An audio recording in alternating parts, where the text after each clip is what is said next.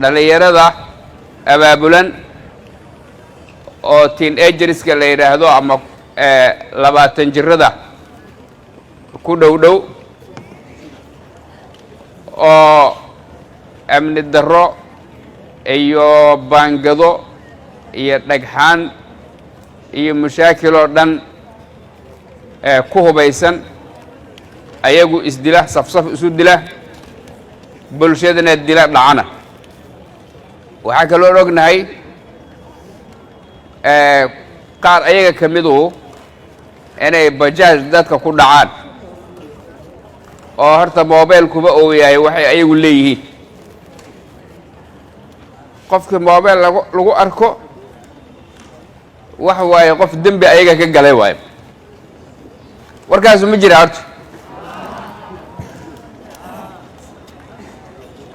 aadaan uga warqabnaa waxaan noocaasana waxaan soo dhawaynaynona ma aha waana waxa ana keenay halkan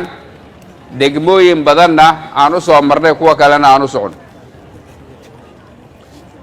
Soomaalidu waxay tiraa ciyaaya loo ciidasha haddaadan meeshaana layga haayaa lahayn laakiin adiga aad jiran tahay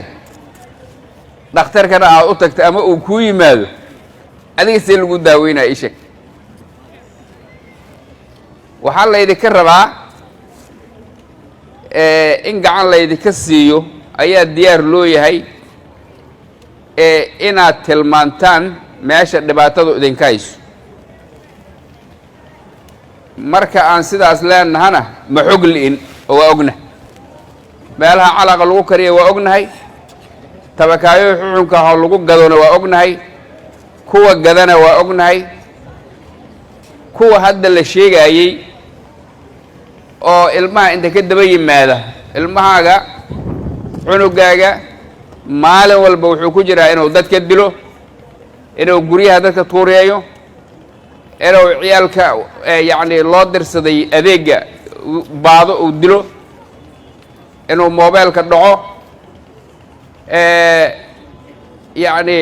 mashaakilkaasuu bulshada ku haya laakiinse adiga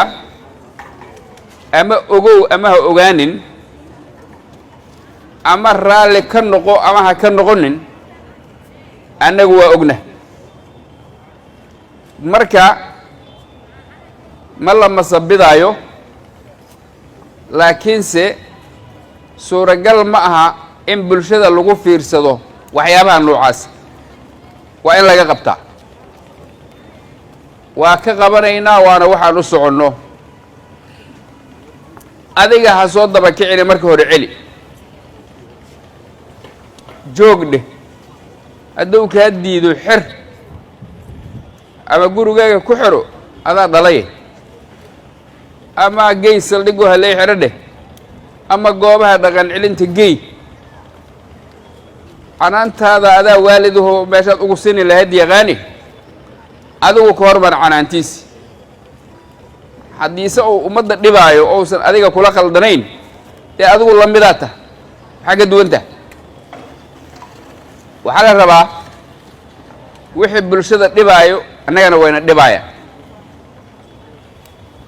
wixii adinka mushaakil idinku ah annagana way nagu yihiin wax alla wixii fasaad ah oo ama dhac ha ahaato ama kuwa safsaf isu dila ha ahaato waxay doonaan ha haysteen ama dhagax ha wato ama midi ha wato ama bistoolad ha wato ama ul ha wato ama qori ha wato wax lagu dilo wataa sooma waa wax lagu dilo wax dhibaato abuuro waay kulligood boog ma wato qalin ma wato dugsi kama socdo uma socdo waalid u adeegi maayo meesha waalidkii ka caawin lahaa ayuu ummaddi dhibaatadeedu ka shaqaynaa kuwa waxaa jira marka ayaa la xumeen waxaas ogna reerku waa dheeldheelaayeen iska yidhaahda dheeldheel maahane dhibaato joogtaa ummadda ku hay marka waxa noocaasa gaarsiiya bulshada haddii hadda aad joogtiin oo ciyaalkiinu ay ka mid yihiin celiya haddii kuwa samaynayay ay hadda joogaanna ha ka joogaan inta aan joogin farriintaas ha la gaarsiiyo ilmahaas xarumihii lagu xarayn lahaa oo lagu dhaqan celin lahaa dawladdu waa diyaarisay shabaqlayaasha lagu gur lahaana waa la diyaariyey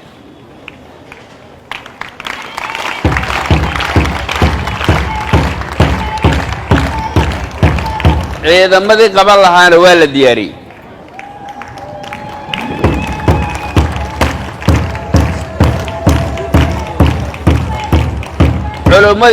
culummadii tarbiyay lahayd oo dhaqanka xun ka bedeli lahayd oo dhaqanka wanaagsan ku hagi lahaydna waa la diyaariyey shaqadaas waa shaqo bilaamaysa dhowaan adinka marka cunuga wax kaa maqlaaya ama aad celin karto ama aad isleedahay yacni armay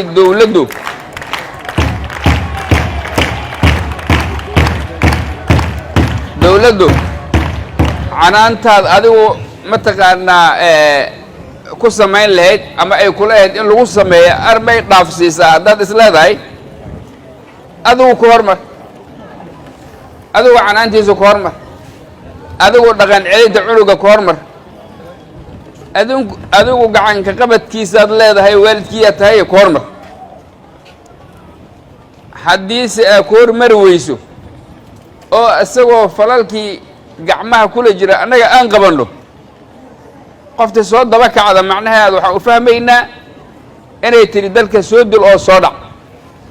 saasay u eg tahay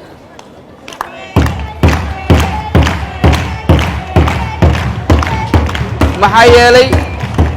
waa ogeed inuu dhibaato samaynaayo maadan celinayn annagaa kuu nimidoo ku nidhi celi oo maada ma celinaysid haddii la qabto la iska qabtana waa daba taagan tahay soo dhibaato maahay dhibaataad ku taha bulshada marka soomaalida waxa aan ka barannay waxa ay rabaanay cadaalad u yaqaaniin cunugooduna dadka isaga ugu fiican